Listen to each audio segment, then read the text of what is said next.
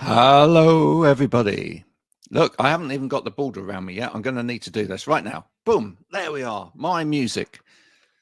Welcome to another episode. Today, I've got two people joining me, and we're going to talk about one of the biggest problems in the world right now, which is people worrying. People are worried about all sorts of things. Not surprising, seeing the state of the world at the moment. I mean, you've only got to turn on the news, haven't you? And it's easy to worry because, quite frankly, all these funny people that we've got running countries all over the place, they're not necessarily doing a particularly good job of it as well. We will be speaking to Sam and Ryan right after this little video clip. Keep on, don't stop.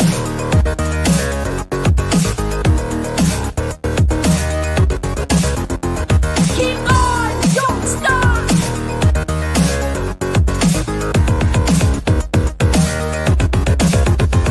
Keep on, don't stop.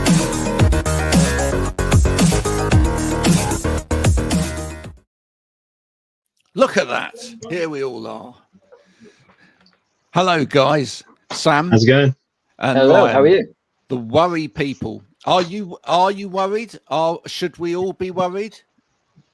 There's always something to worry about. Yeah, there's not really too much. Normally for me, it's just to drive into gigs. Parking. Parking's really the biggest worry, to be Yeah, honest. worrying if we're going to get a parking spot, Yeah.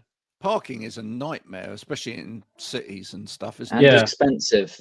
Yeah, well, Yeah. it's not like it used to be, because once upon a time, when I used to drive a van into the middle of London to set up PAs in clubs, and I even set up a PA in the Royal in sort of Leicester Square, Piccadilly, one time, and I literally just slipped a parking attendant 10 quid and told him to go away for a bit, and he did.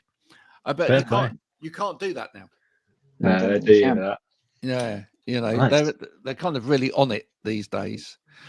So yeah, I can appreciate that. That's a lot to worry about. And the thing is, these days as well, they use these parking eyes and stuff like that. So it's very easy for them to get you when they don't even know that they've got you. You find that? Yeah, you find out 2 weeks later. You find out 2 weeks later, and they go, "Oh, you parked in that space." Oh, God, was that a parking space? Crazy. Yeah. If I had my chance to do my life all over again, do you know what I'd do? I'd go to London like 30 years ago and I'd buy loads of parking spaces. It's not a bad shout, to be honest. It's not. No, a friend of mine actually did that, and then now just rents out parking spaces. That's all he does, and it's just you can make an absolute fortune out of it. Anyway, tell us why the worry people? Why did you actually decide to use that name? Can I take it away? Take it away, Sam. Okay. Play it again, Sam. Yeah. Have you ever heard of the Guatemalan worry dolls? Yes. Yes. So my mum bought me some when I was a kid, being a bit of a nervous Nelly. So they kind of helped me through primary school. So yeah, I kind of paid homage to that, really. Although because you've already got the Goo Goo dolls, I thought I'll swap it out to people. So it became the worry people. Okay. Yeah, that's pretty much it. So if you'd been a little bit older, you might have been called the naughty elves or something. Yeah, maybe. Yeah, right. The elves on the shelf or something like that. Elves on the shelf. Yeah. It's not a bad shout, is it? Actually, I mean, especially around Christmas time, you probably get quite a lot of gigs. And how did everybody meet each other? Well, me and Sam go back from school. Like year 8, year 9. Sam was in a year below Something me. like that. Yes. And we didn't actually do anything. I was in a band at the time, and Sam was pining after me all the time. And sort of went our separate ways after school ended, and it was the pandemic that sort of brought us back together. I just said, like, do you want to just play some music? Like, doesn't anything, just play. Yeah. Once I had him, I said, I've actually written a few songs, so do you want to give those a go? And we just haven't. I don't think we've done a cover one time, I think. And other than that, we've not actually done a single cover.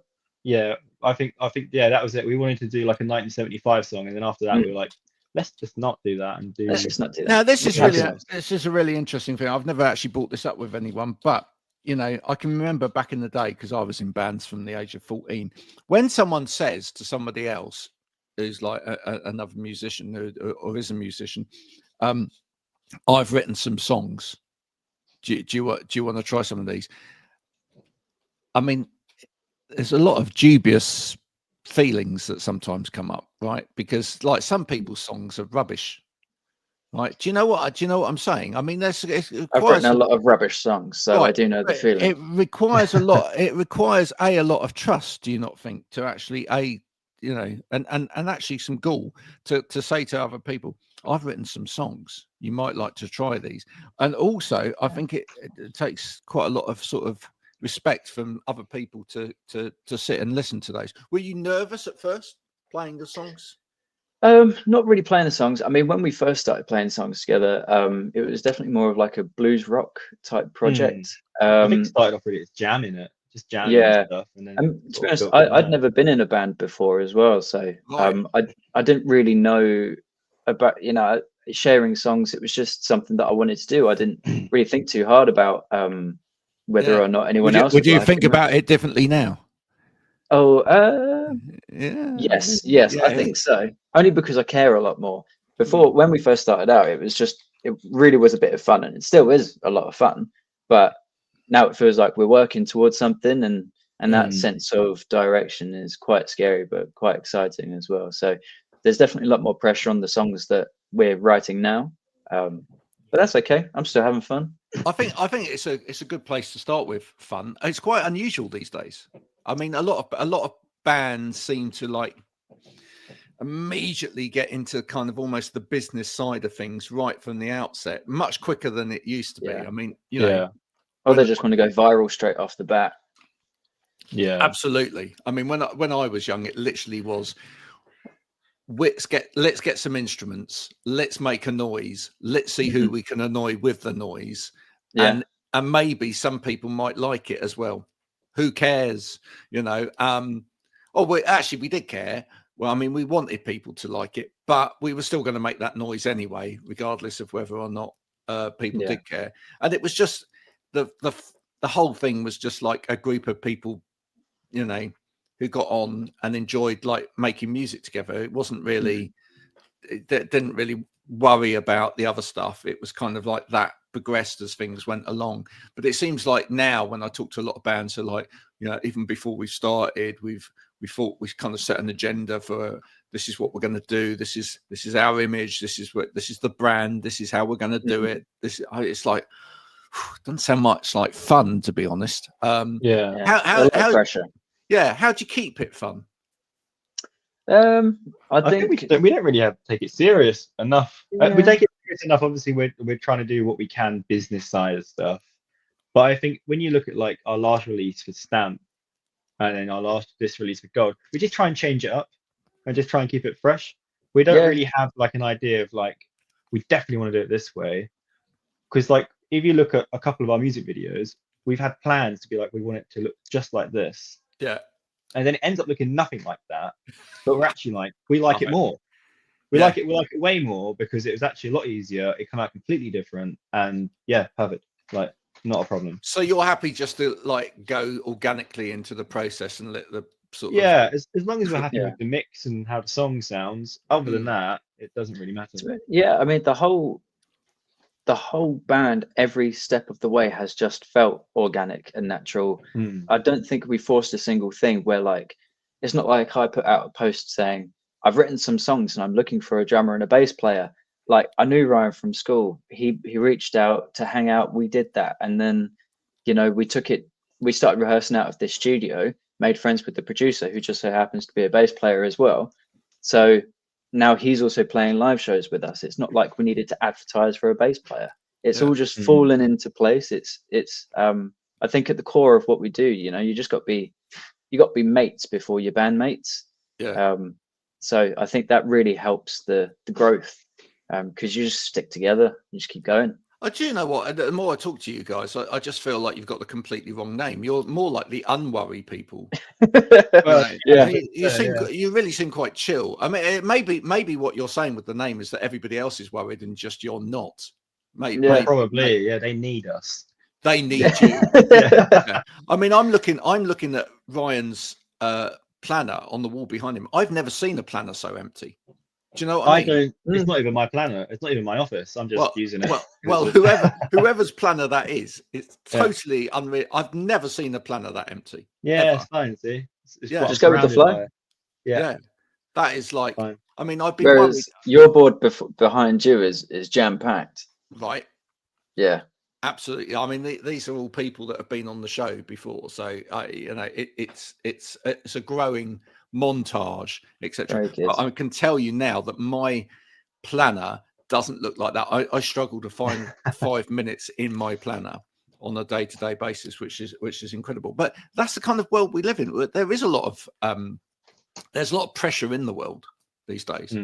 It's like I think like I've just been on holiday for a week, and having cut back, I'm straight onto the social medias because that's what I do. And like everybody's going, God, this year's going faster than ever. It seems to be like every single year that we're on this planet now, everybody's like, the time just goes faster and faster and faster. Do you have a sense of that? Do you have a sense of that in terms of your audience and like, what people out there are feeling? I mean, there definitely feels like there's a sense of running out of time, being probably on the wrong side of our 20s as well. But there's that preconception that, to be a successful rock star or pop star, whatever, that you have to be,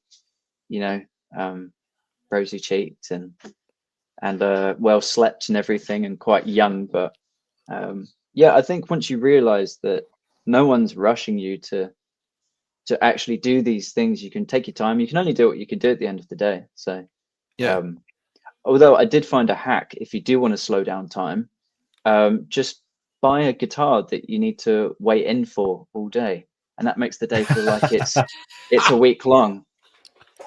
That is so true, isn't it? Yeah. And it has got to be something like a guitar. You can't just order like white goods off of the internet. That's an inconvenience. That feels like time is not your own, really. Or as you say, it's an inconvenience. But a guitar or even a pedal, even an effects pedal. It's just something really exciting that's going to be a new toy, basically. New toy, New toy day. Yeah. Are you into your gadgets and whatever in terms of music? Are you do you like playing with new guitars, new pedals, new new patches? guitars? Yes, but new guitars only because I feel like they can inspire a new song, where most of the songs start on a guitar. In terms of pedals, I've kind of like dipped in and out a little bit. I think a lot of it is back to favorites, do you? Yeah, absolutely. I think that limitations can actually broaden your horizons, really, because instead of getting too caught up in what this can do and what that can do, just having that toolkit and knowing exactly how to use those tools can get you way further ahead than if you had access to everything in the world. So I think that's very kind of it's kind of like a very Jack White kind of sentiment, isn't it? I mean, I don't know whether you've ever watched some of his little videos. Did you ever see the documentary with him and the Edge? And no, I didn't. Oh no, I did. Sorry, with the Jimmy Page as well. Yeah. It's going to get loud or something like that. But I love the scene in that because they go through like Jimmy Page's guitar collection and the Edge's guitar collection, and then they cut to a scene where like Jack White is building a guitar with like one string and a nail and a bit of wood. Right. Yes, yeah. And it's just like, I've seen that. There you are. I can play slide guitar on that. I just like his kind of ethos of like, do you know what? Actually, sometimes just take it right back, simple. And if you think about simple but effective. Yeah. Well, if you think of like a song like Seven Nation Army, it's just simple as, isn't it? But it works because it's just big and it's just, it's repetitive and it gets into your brain and it's clever. I think there's something about being smart with less. 100%. Absolutely. What's the great ambition then? If you've realised that you can just take your time, what are you looking forward to? Anything in particular, Ryan? Not having a day job. Yeah, yeah. There you Not go. having a Being day able- job. like, if doing this could just support a similar sort of income that I do now, then amazing. Because Yeah, I feel like be happy with your time's your own in a sense, isn't it? And just in case anyone's watching from the company that Ryan works for, it's not that he doesn't like his job. It's just that. Oh no, they know. They know. They know. Of course, You know, it's just that he'd prefer to drum all day, and that would be great. 100%, and they know that. Yeah, Yeah, they know that. Yeah, why would you I- not? I I- think it's important to sort of celebrate. I think it's important to break it up into smaller goals. Like, last year we said, didn't we, that we wanted to play shows outside of Kent. So Yep. we went and did that. And now we're Inverness. talking about, we want to jump on with a touring band. We're not saying that we want to be superstars straight away right at the top or anything. We just want to we want to work our way up and celebrate those wins as we go along. So I think that 100%. what we want to do is just more festivals. And if a band sees us that are going on tour and we get on with them and they want to say, do you want to jump on? Say absolutely. Like we'll sort it out. Yeah. Yeah, Who would be the dream? Oh God.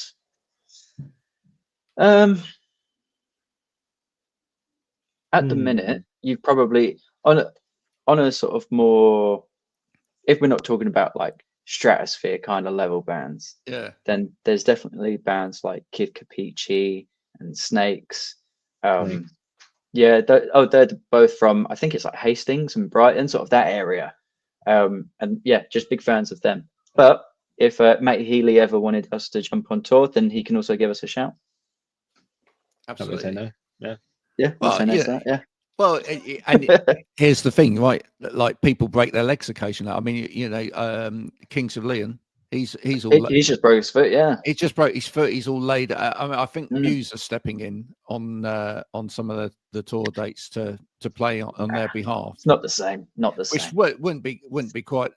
It's not quite. I mean, Muse are a great band. Let's not get this wrong, but Yeah, it's not quite the same. But if Matt injured his index finger or something, and decided that or he lost his voice from over shouting at himself in the mirror, Yeah. which could happen.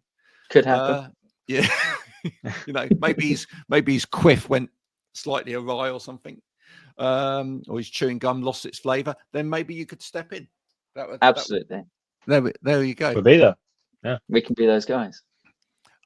You mentioned a band like 1975. I mean, immediately when you talk about a band like that, probably one of the things that will always come up is production. How important is production for you? Massively. I mean, Yeah, very important.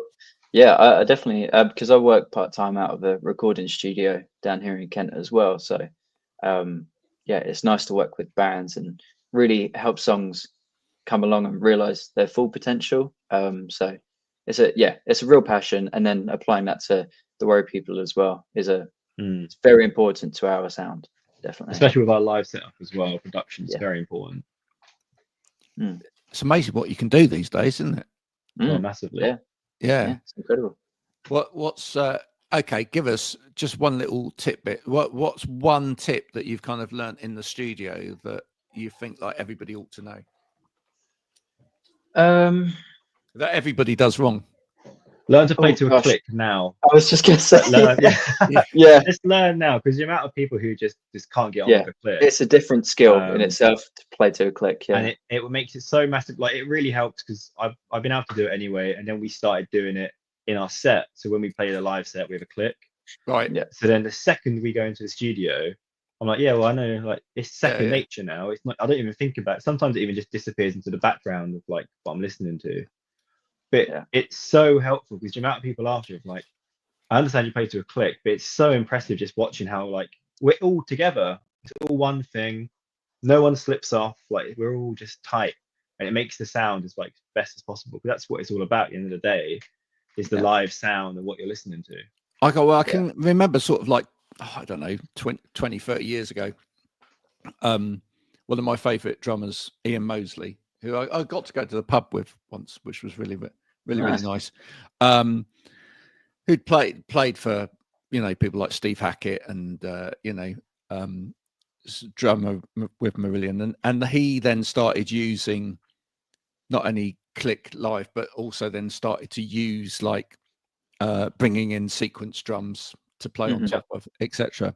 And like the first time I ever heard that, it was like, wow, it adds so much. You can make the sound so much bigger, whatever. Yeah. But you think that is actually quite a skill. That's hard. Yeah. That's not straightforward stuff, right? Because and a lot of drummers will typically speed up and slow down, speed up and slow down throughout, but to keep going at a regulated pace all the way through a song, keep bringing stuff in, dropping stuff out all the way through. It's a different game from years ago. 100%. But yeah, I'd say it's definitely like for us live, it's really, really important because of our backing tracks. But the second you step into a studio, the amount of time you can save by just, you're not like you stop, start. Oh, use off the beat here, use off the beat there. If you already know how to play to a click, it's just sort of you go in, sit down, play, go home. You save your money. You save an extra day in the studio. That's which is massive nowadays, isn't it? So. I remember going into studios with drummers that couldn't drum, and and they'd have like MIDI pads. This is going back some time. They have like MIDI pads on the drums and whatever, and then like the engineers stood there like moving drum beats, dragging it all because it's like it's out there. Oh dear. Still plenty of that going on in a studio today. So. Oh yeah, 100%. Like even though I do play to a click, there are definitely a couple of things that have to be dragged a couple millimeters here and there just to like. Oh no, just slightly. You're perfect. Oh, listen to that. We're gonna turn that into a click, Ryan. Yeah, thank you. Can you actually send that to me because that's only because he's live now that he's saying.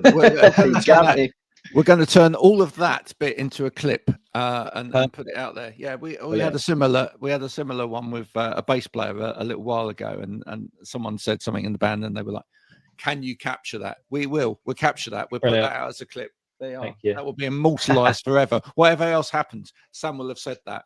And there you go. Good. Post that every day on TikTok. Every night before I go to bed, I'm going to watch that. We don't need more details. For people that are listening, what can they go and digest of yours at the moment? What do you want them to start with listening to? Well, I mean, with this new song coming out, really, it's the sort of like the summation of what we've been talking about in the past 4 EPs that we've done. Because we've released 4 EPs in 3 years, 3.5 years, no, something like that. Yeah. So this song is kind of like the bookend to all of that. So if you do want the fullest experience, then that's all there to listen to. So the real story. But if not, you can just go into this song as it is if you want. I love it. She's so nonchalant. It's great. I mean, I really do feel like the unworried people. This band that save you from worrying. Maybe could you play with that on merch? Maybe could you have like the worry people? We don't worry, but you do, or something. Maybe just a line going through worry. Just people. Strike it out. The people. Maybe you shorten the name of the band at some point to The People. I don't know. The People. Yeah. New album, The People. But the people have said. And they are. You could even have the year planner with nothing on it. With nothing, just as you cover art, Just as you cover art. It's like there's nothing to worry about because there's nothing in there. Or we just do merch runs of just blank planners, not even a date on there. Just a trip to Ryman's before you go to the gig. Yeah. It's literally. Do you want a planner? Yeah. It's ours because it's got nothing on it.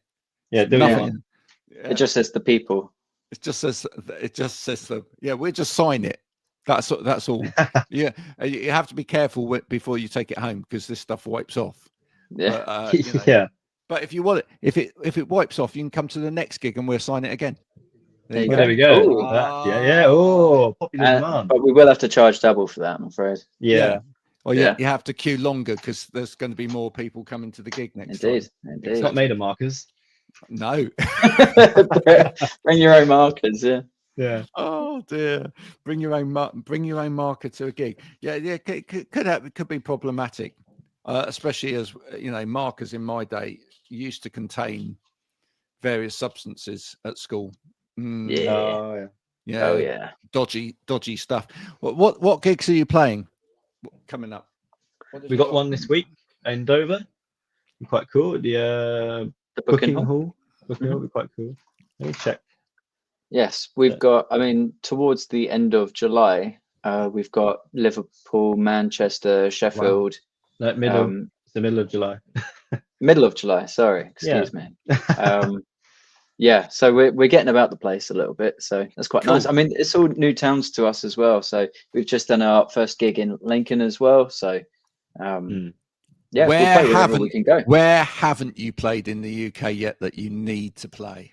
Manchester. Oh, well, yeah, but that's already planned. I think that we should go down to, like, I don't know if there's much there, but like the Cornwall region. Yeah. Well, Bristol, Bath. We've not really done that Yeah, yet. have we? yeah, So, I'd like to try that. Yeah, That's my area. do a bit of surfing while we're there. That is my area. Well, we have festivals down here. I do, yeah. It's just hard to get in on them. I think I've heard before that it's like quite a closed garden. Like if you're a band from there, then you're pretty much guaranteed a slot. Kind of like Brighton, really. Brighton's quite hard to get into. Just pretend you're from down here. Well, I mean, I can say that Graham's part of the band. He said that we were on this festival, man. Yeah, Like, yeah. No, absolutely. where's my wristband? I think that's what we have to do. And the other thing that you need to do is find somebody that makes cider. Oh, okay. Yeah, to sponsor the band. Yeah. Right. Okay. Fine by me. And then We you're can there. wear t-shirts with cider on there. Yeah, exactly. The People's Cider. Thatcher's, the people cider. Other ciders are available. Yeah. Cider of the people. Yeah, that's all it takes down here. Yeah, absolutely, that's all it takes. If you were sponsored by a local cider firm, that would be it. You'd be in. We'll get in touch. Yeah, well, I'll do some research. Just find a cider. It'll be a long night. Find a cider. Find a cider that you like. It's not hard.